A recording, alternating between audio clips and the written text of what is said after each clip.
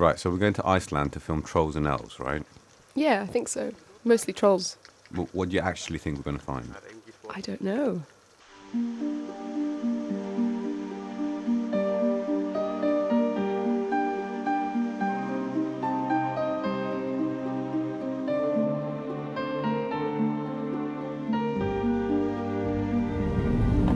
Last night, I did wake up a few times and I felt a bit disorientated.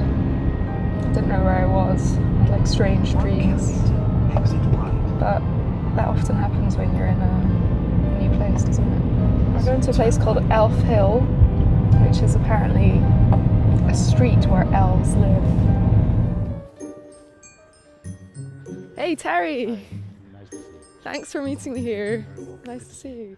So, what is this? Can you just... This is 102 Elf Hill Road, which is apparently an elf settlement.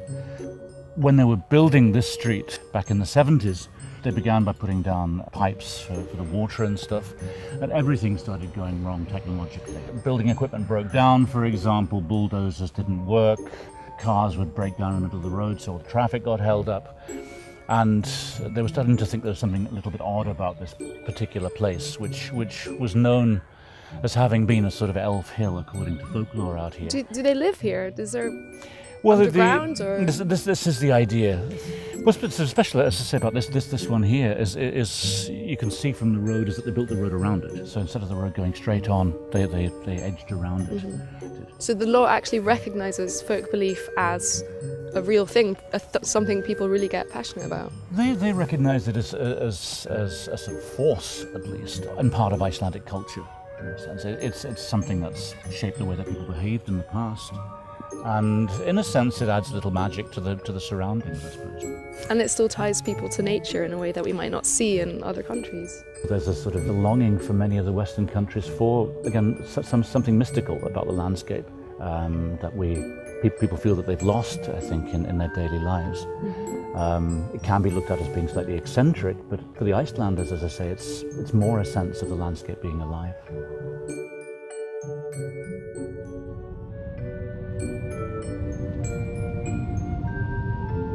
So, when I was growing up, we used to go on all these walks in the forests in the Netherlands, and they were really densely packed, and we'd find like little sweets hidden under rocks and things, and they were from the trolls, I think, and we used to read books, and there was all these trolls in the books.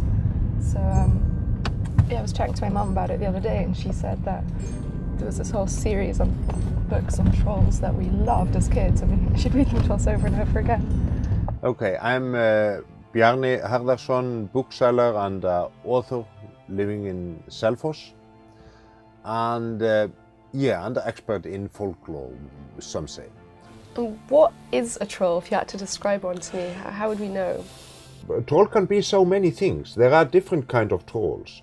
We can maybe mostly put it in two categories. We have the medieval giants, and they are pretty much blended with humans. We know that from the old Norwegian stories about the kings. They were more or less related to the trolls, to the giants, you can say. Maybe right to use more the giant word than a troll word in that case.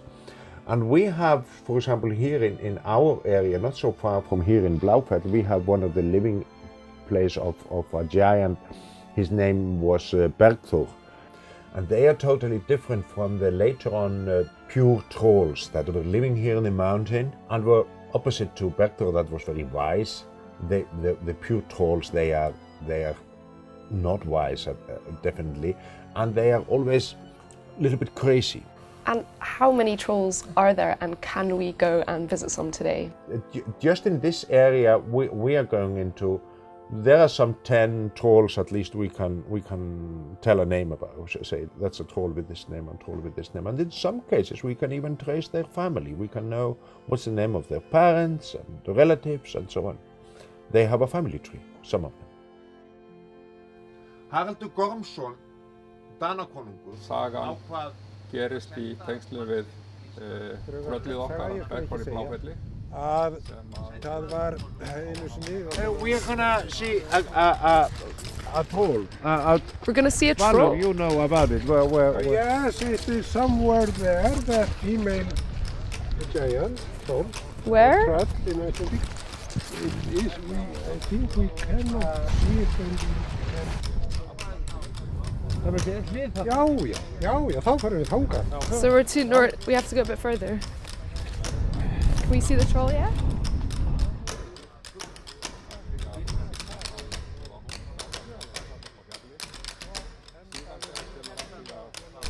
It's very far away. This lady troll. She's hiding. If I go that far, I don't know if I'll come back. This is crazy. This is crazy. Whoa, this is really scary. Wow.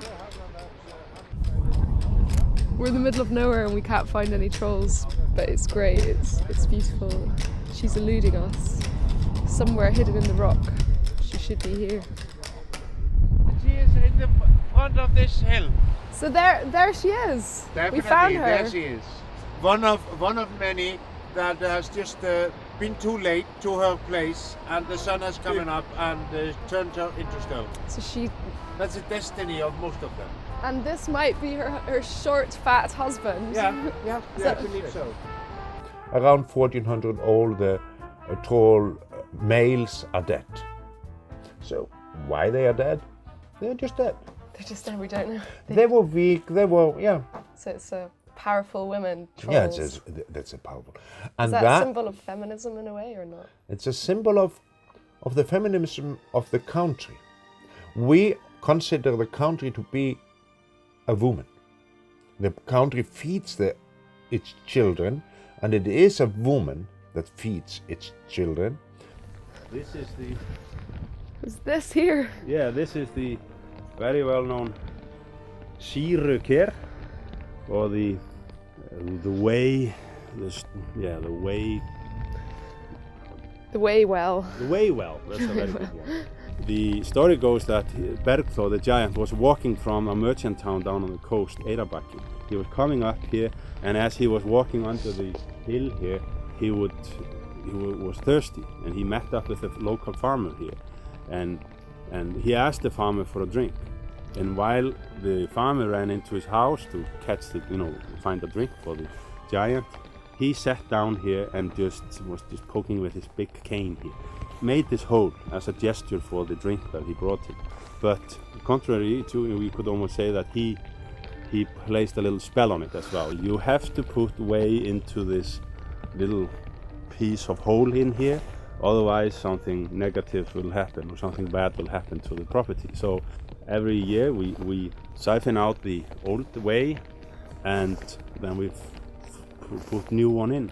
And your family has maintained it every year for for more than 50 years? Good 50 years, and I assume that the ones they bought the property off, they did the same. And we heard actually that it had happened 2 or 3 times that they didn't uphold it, and there was something negative that happened. So Really? What kind of negative? What kind of? At that time, if your milking cow would possibly die, or something else, there were some things like that could happen at that time. That was a catastrophe if your livestock would perish. Then There are over 900 accounts from different farms around the country of places a little bit like this that you just don't touch. And our survey, how many people have had accidents happen to them from touching it, hardly anybody. How many believe accidents could happen? Lots of them. So it's not a belief as such, it's more people don't not It's a believe sort of it. superstition in the sense of us deciding not to walk under a ladder. Oh! So you see the little pool over there? That's the troll swimming pool. It gets filled with water each time the sea comes crashing up against it. So legend has it that that's the ideal place to go for a little dip if you're a troll. It's like a hot bath, a cold hot bath. Even though no one takes it seriously that these giants are there, we still talk about them like creatures, and they have meaning. They have meaning in cultural sense, and they have meaning in environmental sense. those creatures are also in a way protector of the land. Would you say people believe in these stories, or are they more like myths and legends that get retold? Well, there's a thin line between believing and having a legend, and I would say we believe in the legend, and then it's just questionable how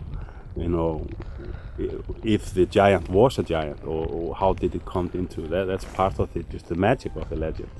So we believe in the legend. So you don't question it too deeply. It's just part of the. It's part of experiencing life, the land, and actually stories like these and side names that we have plenty of in Iceland. They actually add an extra depth to the landscape, and I think that's maybe what you can learn from a story like this. That if you have stories to tell in the landscape, and also if you have side names that tell stories, and you maintain the side names, then you can have deeper experiences with the landscape.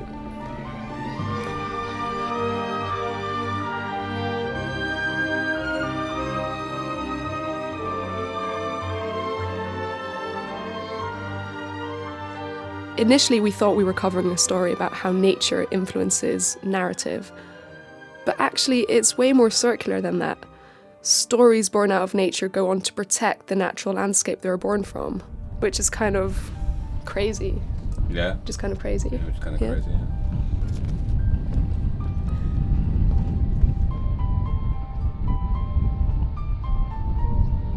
I keep on seeing loads of faces in these rocks. I keep on seeing faces in the rocks, but only through the camera.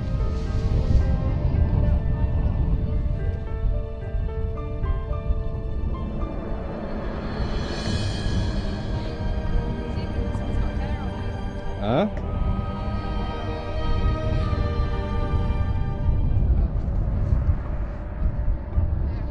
There's loads of, look, there's just faces everywhere.